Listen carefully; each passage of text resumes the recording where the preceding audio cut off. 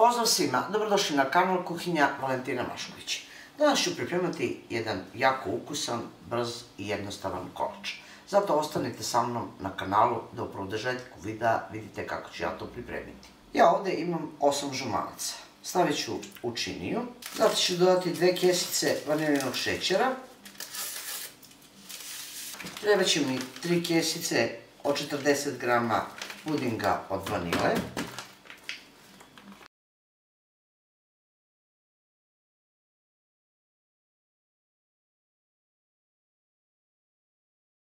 Treba će mi litar mleka. Sipajte vrlo malo. Mikserom umutite da ne biste imali kasnije grudvice pri kuvanju.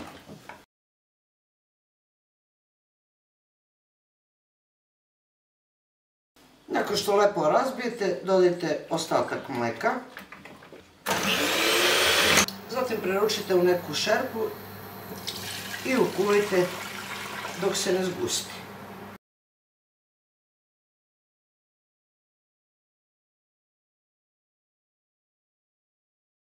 Ukuvani fil preručite u neku činiju da bi se brže prohladio.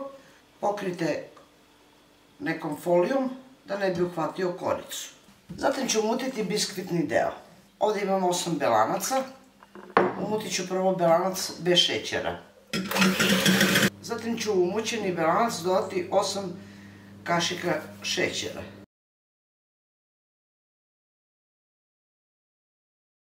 Nastavite dalje sa mućenjem. Zatim ću dodati 4 pune kašike griza pšeničnog i 4 ravne kašike brašna.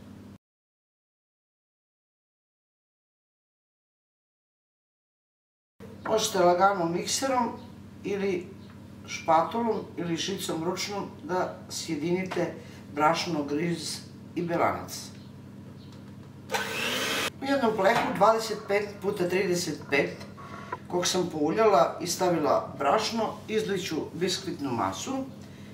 Redno sam uključila da se zagreje na 180 stepeni i treba će vam 15 minuta da ispečete biskvitni deo. Nakon 12 do 15 minuta, zavisi od vaše rerne, biskvit je pečen i uzet ćete hladno mleko 350 ml. Prelijte ceo biskvit, pustite da se ohladi i da upije mleko.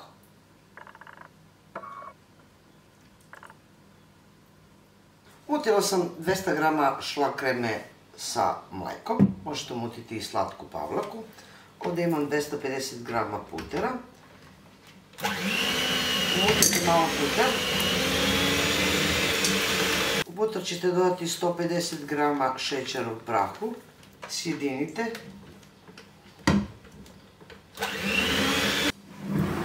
Zatim ćete ohlađeni fil malo razbiti mikserom. Zatim ćete po nekoliko kašika dodati umućen puter i mutiti mikserom, tako ćete sjediniti ukuvani fil i puter.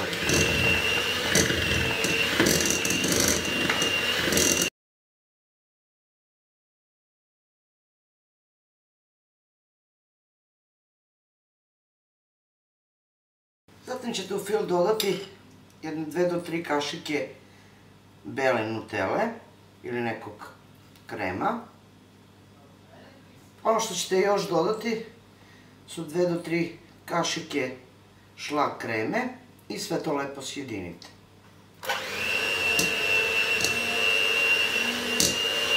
Kao što vidite, biskvit je upio svo mleko. Preko njega ću naneti sav ovaj fil.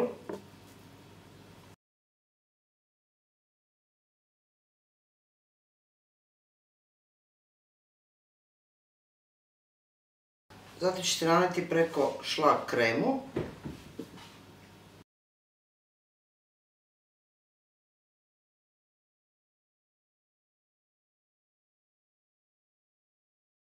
Stavila sam šlag i otprilike sam obeležila gdje će biti kockice. Uzet ću ove ovako perlice za dekoraciju i malo ću na sredinu staviti, a vi možete dekorisati po svom ukusu.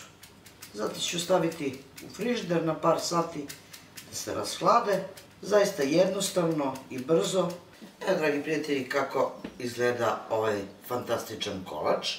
Pogledajte kako lepo izgleda kad se servira na tanjiru. Iako je zaista jednostavan i brzo se priprema, veoma lepo izgleda, a još je, verujte, i ukusniji. Pogledajte kako je ovo sočan kolač i nadam se da ako ga budete pripremili, da će vam se dopasti. To je bilo za danas, dragi moji prijatelji, sa mog kanala. Jedan zaista preukusan kolač, sladoled kolač, idealan za ovako jedno toplo vreme. A mi se vidimo u narednom videu sa nekim drugim receptom.